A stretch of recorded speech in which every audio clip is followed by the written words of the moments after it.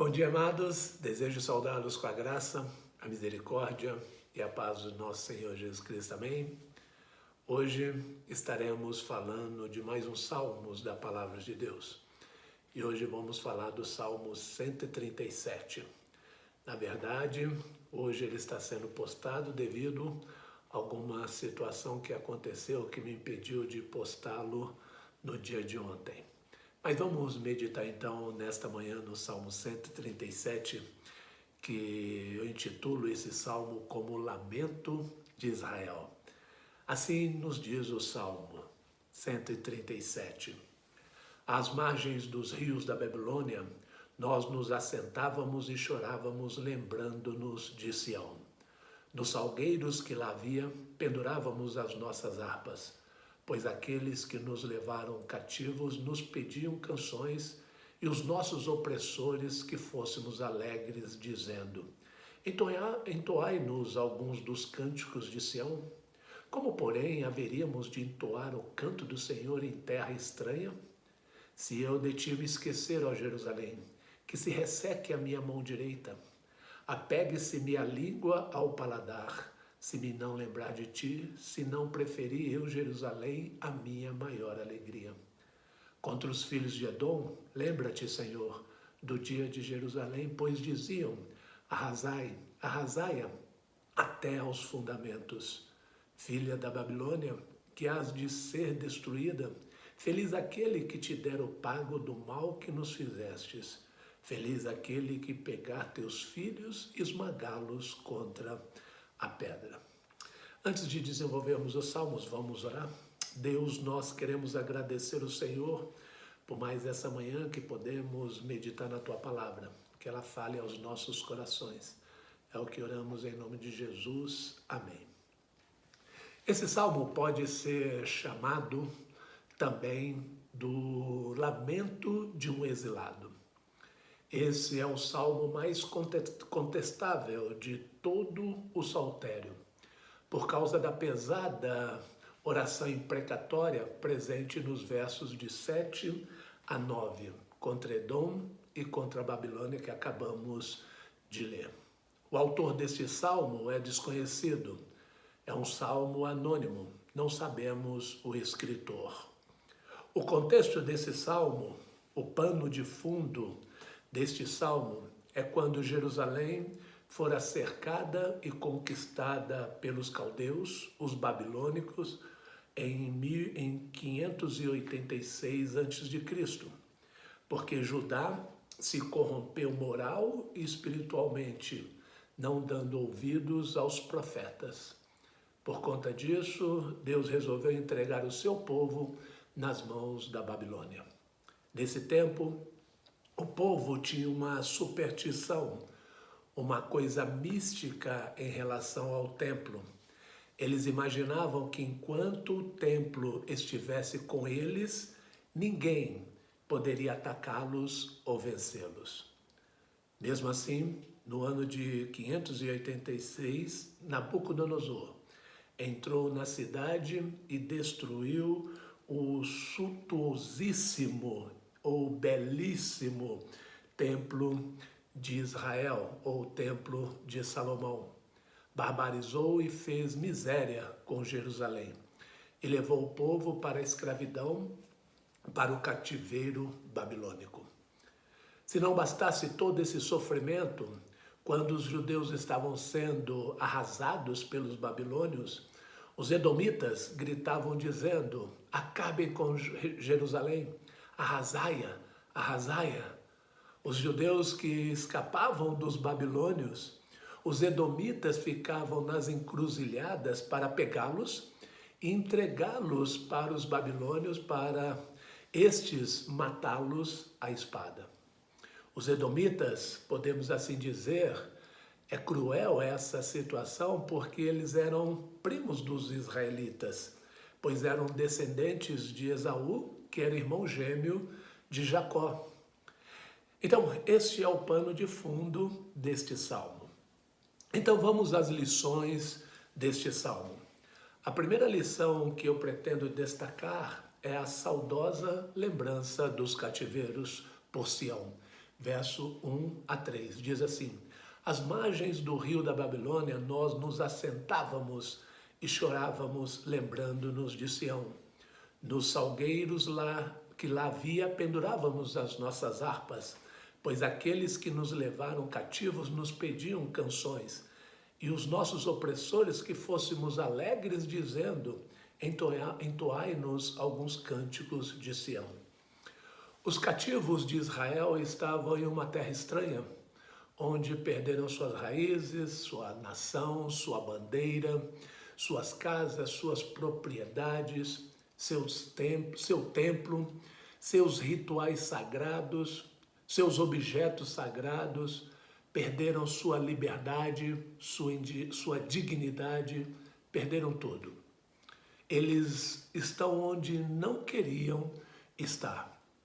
Você tem ideia do que é ser arrancado da sua terra, da sua casa, deixando parte da sua família, sendo empurrados como animais, caminhando 1000 quilômetros a pé sobre deserto? Assim foi o cativeiro de Israel. Eles estavam em uma terra estranha, sem perspectivas, sem planos, sem projetos, sem sonhos. Estavam apáticos, derrotados, assentados e chorando, sem forças e desesperados, saudosos, lembrando de Sião. Junto ao salgueiro, de frente ao rio, eles penduravam as suas harpas nos galhos desta árvore. O salgueiro é uma árvore frondosa, com galhos finos e resistentes, que se estendem por cima do rio. Lá eles colocavam as suas harpas. Ao pendurar as suas harpas na árvore, com essa ação, os cativos desejavam mostrar que eles haviam aposentados os seus instrumentos musicais. Não tinha motivos nenhum mais para celebração. Mas, como que não bastasse tudo isso, os caldeus começavam a zombar e a ironizar do povo de Israel, querendo que eles tocassem uma música para eles festejarem. Vocês tocam tão bem, toca uma música aí para nós festejar, para a gente se alegrar, para a gente festejar. Eles estavam querendo se divertir com as músicas sagradas. Estavam querendo ironizar o Deus dos judeus. Meus amados, não tem nada mais que machuque o ser humano do que ele ser forçado a agir contra a sua consciência, contra as suas convicções, a negar a sua fé, a negar o seu Deus, a usar elementos do culto sagrado, de adoração a Deus, para alegrar os pagãos. O povo de Israel estava apático, sim, mas estavam firmes, pois decidiram não cantar louvores a Deus para favorecer as zombarias do nome de Deus. É melhor pendurar as harpas no salgueiro do que usar elas para profanar ao serviço dos ídolos. Eles estão em terras estranhas, mas são servos de Deus e não dos deuses pagãos. Hoje em dia não é diferente. As músicas de Deus são usadas para divertir os ímpios, não é verdade? São músicas sagradas sendo usadas como show, como forma do cantor se apresentar e não para adoração a Deus.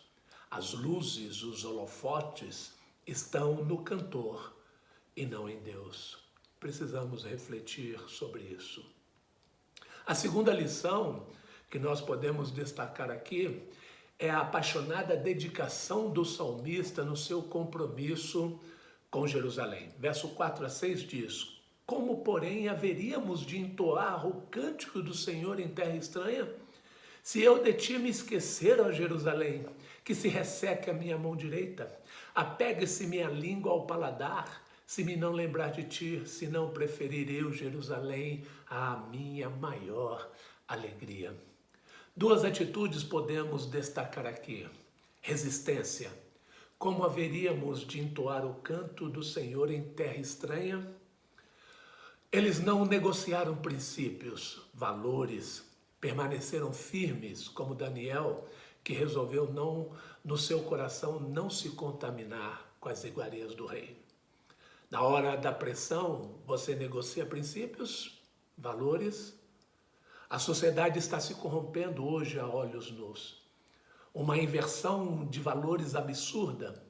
A ética está uma bagunça. Vai chegar uma hora que você vai ter que tomar uma posição e pagar um preço. E esse salmo nos instrui que princípios e valores não se negociam. Não importa o que venha a nos acontecer, vamos nos manter firmes. A segunda atitude é lealdade. Lealdade a Jerusalém. Jerusalém, irmãos, é mais do que uma cidade. É um símbolo da presença de Deus. Porque lá estava o templo, e no templo a Arca da Aliança. Os judeus cativos estão dizendo que é preferível a mão direita deles secar do que agradar os pagãos. E que a língua deles secasse na boca do que entoar um cântico para divertir os pagãos. Que a música que eles iriam cantar e tocar blasfemassem contra Deus, zombasse de Deus e exaltem os ídolos pagãos. Era preferível sua mão secar e sua língua secar na boca do que proferir um cântico de zombaria a Deus. Amados, Jerusalém não é uma cidade qualquer, é o símbolo do lugar onde Deus está presente. A maior alegria do povo de Israel. Como preferir outra coisa senão Jerusalém? A maior alegria. Deus tem que ser a nossa maior alegria, independente das circunstâncias. A terceira e última lição do texto é a forte indignação dos cativos, versos 7 a 9. A maldição imposta em uma oração imprecatória a Edom e à Babilônia. Contra os filhos de Edom, verso 7. Lembra-te, Senhor, do dia de Jerusalém, pois diziam, arrasai, arrasai-a até aos fundamentos. Sabe o que é pior? Os edomitas, como eu disse anteriormente, eram os primos dos israelitas. E quando um estranho faz mal a você, isso é muito mal. Mas quando um parente faz mal a você, isso é pior ainda, não é verdade? Agora, ficar feliz quando o outro está sofrendo é uma crueldade desumana. E essa foi a atitude dos edomitas. Na hora da dor, do luto, do desespero, estar alegre quando o outro está chorando é muito triste. É de uma desumanidade tamanha. Aquilo que Edom fez não foi mal apenas aos olhos dos judeus, mas aos olhos de Deus. A oração imprecatória dos judeus em relação a Edom é apenas uma expressão humana do juízo de Deus sobre a nação de Edom. Obadias fala da queda de Edom, especificamente dos versos 10 a 14. Por causa da celebração de Edom, da desgraça de Israel, Deus a destruiu para sempre, por intermédio dos anabateus. Isso foi mal aos olhos de Deus, a alegria da desgraça de Israel. A maldição à Babilônia, podemos ver no verso 8, é pesado esse texto. Veja comigo, filha da Babilônia, que hás de ser destruída, feliz aquele que te dera o pago do mal que nos fizestes, feliz aquele que pegar teus filhos e esmagá-los contra a pedra. Os caldeus tinham essa prática de esmagar a cabeça das crianças na pedra. Eles fizeram isso em Jerusalém. A oração imprecatória é essa: Deus, pague a eles com a mesma moeda. Dê a eles o que eles fizeram conosco. que eles colham o que eles mesmos plantaram. A Babilônia caiu e as profecias de Jeremias, Ezequiel, Isaías se cumpriram. A Babilônia como cidade acabou. Era uma grande cidade do jardim suspenso. Hoje a Babilônia é um deserto inóspito, sem condições para viver. Deus é soberano. As nações, os governantes que se acham poderosos, que têm as leis em suas mãos, mas é só por um tempo. O dia deles vai chegar. Deus é justo e a justiça de Deus é infalível. O Salmo 137 aponta para isso, para a oração imprecatória. O que o homem semear, isso ele vai colher. Isso é para nós temermos e nos humilharmos debaixo da poderosa mão de Deus. Que essas verdades sejam refletidas em nossos corações e que nós possamos vivenciar aquilo que o Senhor espera que nós vivenciemos no nosso dia a dia. Vamos orar. Maravilhoso Deus, obrigado pela Tua palavra que é clara e suas advertências tão incisivas. Gere temor em nosso coração, pois estamos diante da Tua majestade, pois só o Senhor é Deus, o Criador, o provedor, o preservador da vida, o Deus da nossa salvação. Que as nações temam o Teu nome, que elas não confiem no seu próprio poder. Elas não terão êxito a não ser que se arrependam enquanto há tempo. Mas essa palavra é também para cada um de nós individualmente. Nos ajude, Senhor, a sermos fiéis a Ti, de não negociarmos princípios e valores, ainda que estejamos sob pressão. É o que oramos em nome de Jesus. Amém. Que Deus abençoe, amados. Tenham um excelente dia no Senhor.